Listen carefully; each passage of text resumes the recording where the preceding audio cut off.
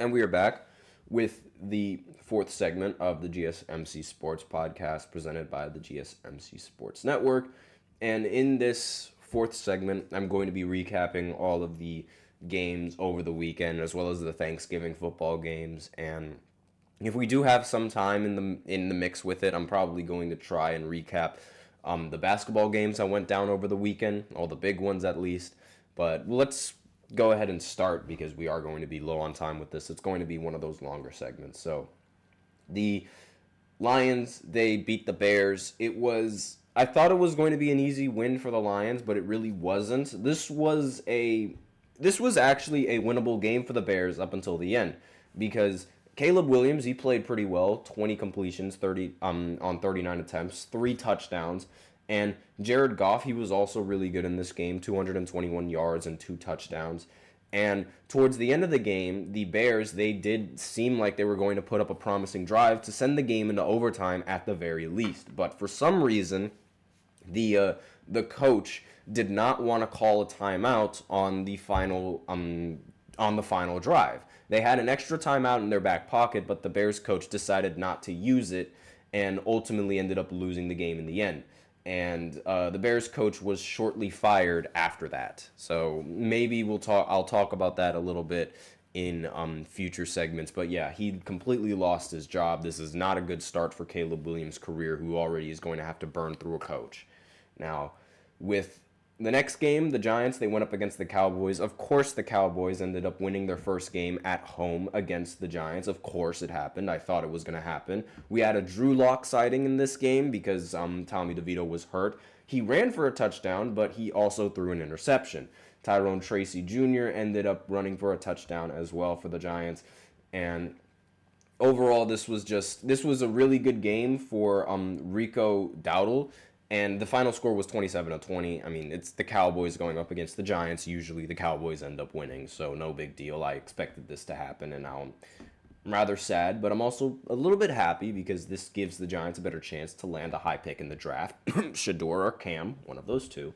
And then the last game for Thanksgiving was the Dolphins going up against Green Bay. I expected the Dolphins to come out and win this game, I believe. Just because of like how well they were playing recently, but it was cold out, and Tua does not really play well in the cold. I mean, he threw for 365 yards and 2 touchdowns. And on Green Bay side, Jordan Love completed 21 of his 28 passes and threw for 2 touchdowns and 274 yards. But this game ended 30-17 in favor of Green Bay. And it was never really close. It got a little bit closer towards the end, but Green Bay, they really stayed on top throughout most of this game, throughout the entirety of this game, and there was really nothing that the Dolphins could do to stop it. So, not a result that I can say I expected, but again, it's not a result that I'm really upset about. And the Raiders on Black Friday, they ended up losing to the Chiefs because they always do. Mahomes ended up throwing for 306 yards and 1 passing touchdown. It seems like he's back. But we'll see. And surprisingly, Aiden O'Connell played really well, 340 yards along with 2 passing touchdowns as well. But similar to the last game, well, not really similar to the last game, similar to most Chief games, we all knew that at the end of the day, the Chiefs were going to find a way to win, regardless of how close the score was. But that's really all that needs to be said. The Texans, they ended up playing against the Jaguars, and they ended up beating them. A fight broke out in this one after somebody hit Trevor Lawrence. Trevor Lawrence was ruled out after that game, and again, this it seems like he might be hurt for a little bit and he might be done for the season, but we'll see. But regardless, this was a pretty solid win coming in from the Texans. The Vikings, they ended up beating the Cardinals barely. 23-22 was the final score. Kyler Murray threw 260 yards and he threw a touchdown, but he also threw 2 interceptions. I think because Black Ops 6, the Warzone map, what's it called? Rebirth Island. Since that was recently added in the game, now Kyler Murray has been much more focused on Call of Duty than he's been in winning football games. Because I kid you not, the correlation for when that map got put in the game and when he started losing it's uncanny. It's incredibly uncanny. They lost to the Seahawks. That was around the time when they put the new map in the Call of Duty game, and now they lose to Minnesota. It's like it does not make any sense, but it's like it's weird how the correlation between Call of Duty updates and Kyler Murray playing bad, they coincide with each other. It's so weird. And the Jets, they blew another game against the Seahawks, and they were up like, I want to say they were up like 21 to 3. I want to say like something around there. It was not a close game in the first quarter at all. It started off with a punt off, then the Jets answered with a touchdown, then the Seahawks ended up fumbling the ball, where it was ultimately given back to the Jets, where they scored another touchdown off of it and a 2-point conversion. And then the Seahawks, they ended up scoring a touchdown, but then the Jets answered right back with another touchdown, and it made the score 21 to 7. But then that's when things took a turn for the worst. Aaron Rodgers, when he was in the red zone, threw a pick six, and after that pick six, the Jets were unable to score the ball again.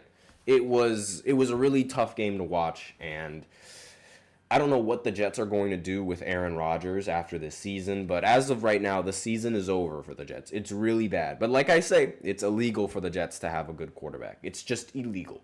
The Chargers, they ended up beating the Falcons. Kirk Cousins has been playing awful in these recent games, and it's like I said, like Kirk Cousins, he cannot have a season where he goes well over 500.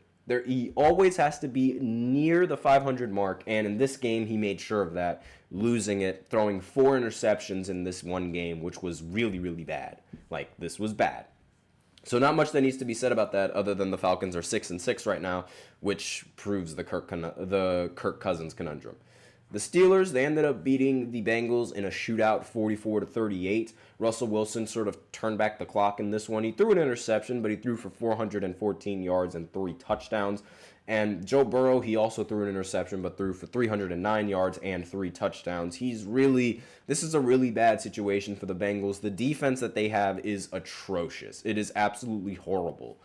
And it's ridiculous how teams are constantly able to score on them. They're the only team in this season that has scored 30-plus points and has lost in 4 games where they score 30 points. It's really bad for them. The Colts, they ended up beating the Patriots 25-24. Anthony Richardson did not really play all that well in this one. He did get 3 touchdowns, but he also threw 2 interceptions. Drake May threw a touchdown, and he also threw an interception in that game. And nothing really noteworthy. Similar to the Washington Commanders beating the Titans. Again, nothing really noteworthy and something that was completely expected. I mean, Jaden Daniels had a great game in this matchup. 25 completions on 30 pass attempts for 3 touchdowns. And he almost had as many incompletions, or he almost had as many touchdowns, 4 in this game, as in completions, 5. It was very close, but the game was never close, though. The Commanders, they were just dominating throughout the entirety of the game. The Panthers, they lost to the Bucks 26-23, but Bryce Young has been playing way better recently in a lot of these games. He had 2 touchdowns, one on the ground and one in the air, and it seemed like he was going to win this game in the end, but in the final overtime, Chuba Hubbard ended up fumbling the ball, and the Buccaneers proceeded to march down the field and kick the game-winning field goal in overtime. So it was close. It was really close, but maybe the Panthers' quarterback problem is going to solve itself right now. Maybe it is. The Rams, they ended up beating the Saints 21-14. Nothing really noteworthy to talk about in that game. And that was it for the NFL side. So now we're going to go ahead and go into the NBA side, where we look at all the games that took place over the weekend. I'll start with the NBA Cup, like the in-season tournament group play games that were on Friday. So the Knicks, they ended up beating the Hornets 99-98. The Magic, they ended up beating the Nets 123-100. The Thunder, they ended up stunning the Lakers in this game 101-93. And Dalton Connect played really well. LeBron did not play well. Anthony Davis did not play well either. And this is against an OKC team that was not healthy. And LeBron has been pretty bad in these recent games. He has not hit a single three-pointer since passing Kyle Korver. And, again, not ideal. The Hawks, they ended up beating the Cavs, surprisingly. I don't know how a team that loses to the Pistons and loses to some of the worst teams in the NBA ends up beating the best team in the NBA, which is the Cavs. It's ridiculous how it works, but I believe that was their second loss throughout the entirety of the season. I think, again, they have 3 losses this season, but again, there was a whole weekend, so I do not quite remember which one. Oh, no, it was only the Hawks that ended up beating them. The Hawks beat them twice, and I don't know how they do it. I don't know how the Hawks did it. The Grizzlies, they ended up beating the Pelicans in this matchup. They won 120-109. The Timberwolves, they ended up beating the Clippers. They ended up winning 93-92 in this matchup, and I'm just going to go ahead and quickly look at the standings just to make sure. The Celtics, they ended up beating the Bulls 138-129. The Heat, they ended up beating the Raptors 121-111. The Pistons, they ended up beating the Pacers 130-106, and the Trailblazers ended up beating the Kings 115-106. And actually, I'm going to continue with this recap before I go into the cup and the standings. But the Warriors, they finally are starting to slow down. As surprising as it is, they're finally starting to slow down now, because they've said before that they were unsure whether or not they could keep this up, and it seems like now is when they are unable to keep it up. That's really what it looked like in this game. Devin Booker ended the game with 27 and 9 assists. KD ended with 21 points and 10 rebounds, and really that was all she wrote for this one. The Mavericks, they ended up beating the Jazz 106-94, an outcome that we all expected regardless whether or not Luka Doncic was in. Kyrie had 30 in this game, and no one on the Jazz ended up having 20. So the Hawks, they ended up beating the Charlotte Hornets, which was another matchup that I didn't really expect to happen. But again, LaMelo Ball wasn't playing in this, so that makes sense. Brandon Miller, he ended the game with 32 points. The Atlanta Hawks, however, Trae Young, he did not really play well in this matchup, but they didn't really need him as everyone else sort of stepped up. And in the Sixers matchup, they ended up beating the Detroit Pistons. Obviously, there was no Joel Embiid, but there was Maxey and Paul George, and Maxey ended the game with 28 points. Jared McCain only had 7 in this matchup, so a little bit of a slump there, but really, it's like, where's Joel Embiid? I don't know. I genuinely don't know. It's like, where's Waldo with this guy? And the Bucks, finally, they seem to be going on the right track. They're 10-9 now. They're finally positive, and they ended up beating the Wizards. Again, it was an incompetent team, but they ended up beating the Wizards 124-114, with Giannis dropping a 42-point triple-double, because that's what you need from Giannis in order to win. And let's see. And then the final games over the weekend. The Lakers, they ended up beating the Jazz yesterday 105-104. Funny story, the Jazz actually were supposed to win this game. Colin Sexton, he drove to the basket and he made a layup, but right before he finished driving to the basket, their head coach called a timeout with 1 second left, and because of that timeout, it negated the layup that he made and ultimately sealed the loss for the Jazz. That was an unbelievable timeout, an unbelievable time to call a timeout. You should trust your players, especially one of your better players in this matchup. But fluky win for LA, possibly. But again, win by a mile, win by an inch, win by your own team, win by the other team making a dumb mistake. A win is a win. And Anthony Davis, 33 points, 11 rebounds. LeBron James, 27 points and 14 assists, because of course he did. And he was 0 for 9 from 3 in this matchup, however, which was disgusting. And he was 12 for 28 from the field, which was also disgusting. I mean, 28 shots for only 27 points, that is very disgusting. But he's LeBron, so he'll bounce back from that. But again, that is a terrible shooting performance. The Knicks, they ended up destroying the Pelicans 118-85. I really think that this mistake... Well, not really mistake, but this trade that they did, the Minnesota Timberwolves did, trading away Karl Anthony Towns, I think that was probably one of the biggest mistakes in the entire franchise's career. They're like allergic to winning, it seems like. And then the Mavericks, they ended up beating the Trailblazers 137-131. Luka was back in this game, 36 and 13. And no Kyrie Irving, but no problem because they were easily able to beat him. And then the Cavs, they ended up beating the Celtics 115 to 111. 35 points came in from Donovan Mitchell. 20 points were in the fourth quarter, I believe. I believe it was the fourth quarter where he had 20 points. And, I mean, he was just not missing in that entirety of that fourth quarter. That I remember. And on the Celtics side, they, let's see. Tatum had 33, but no one else. There was no Jaylen Brown, so, but again, this is a competent enough team to be able to beat the Cavs. There's no real excuse for losing to that. The Grizzlies, they ended up beating the Pacers 136 to 121. John Morant had 19, Jaren Jackson Jr. had 25, Tyrese Halliburton had only 8 points on 7 assists. The Raptors, they ended up playing the Heat again. They ended up winning this time in Canada 119 to 116. And let's see, Houston, they ended up beating the Thunder. It should be noted that yesterday was the first time that a number 1 and number 2 seed for both of the conferences ended up playing on the exact same day. And the Thunder went up against the Rockets, and the Cavs went up against the Celtics.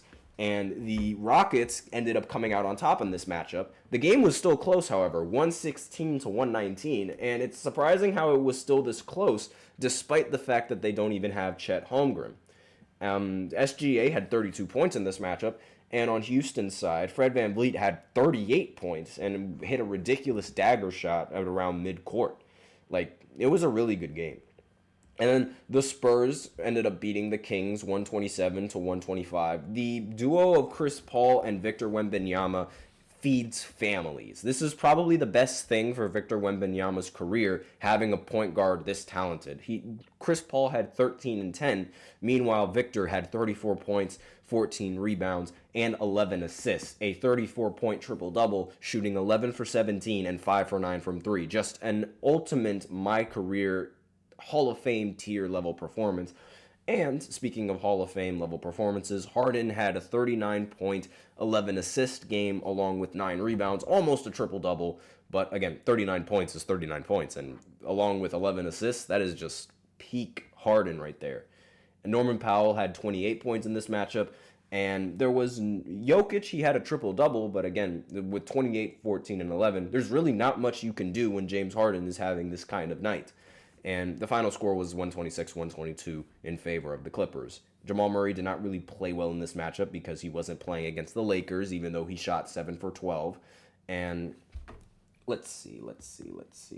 Not really much that needs to be talked about in this one other than Westbrook being inefficient as usual. But again, this was a prime Harden performance, and these were the games that took place over the weekend in both of those major sports. Now, with the way that about those cup games, because there are going to be NBA Cup games that are going to take place tomorrow, the way that the standings are looking at right now, the leaders of the Eastern Conference are the Orlando Magic, the Milwaukee Bucks, the Hawks, who have already clinched a spot, and the Detroit Pistons. So the Pistons, they're the lowest seed in this group, but they do have to go up against Milwaukee to determine whether or not they're going to make it into the wild card or whether or not they're going to make it into the be a conference leader. But it seems like also the Knicks, they have to go up against Orlando. So those are the two very important games. The Knicks playing Orlando and the Pistons going up against the Bucks. Those are the big ones. And let's see. Then for the Western Conference, the Houston Rockets and the Warriors have already clinched, being flawless in the in-season tournament. And the Spurs right now are 2-1 in the third place spot. And the team that has the fourth place spot and a wild card appearance is supposed to be the Dallas Mavericks, at least as of right now. We'll have to see the results, but it seems like the Lakers are completely out of the in-season tournament entirely. They dropped the two most important games of the season for them, so oops, I guess, if you are a Lakers fan. That's just not a really good way to go out. And even if the Spurs, they end up losing to the Phoenix Suns, chances are the Lakers are still not going to be able to make the in-season tournament because they do not have a good point differential. Their point differential is minus 24. Kobe Bryant, go figure. But it's that's just not. There's just no way that they're going to be able to make it with that. There's no way that they're going to be able to make it with that point differential. So it seems like their in-season tournament hopes are over. But that's all that I have for this fourth segment. So now we're going to go into the fifth segment where I look at the NBA power rankings, and I'll be right back after this short break. So be sure to stay tuned.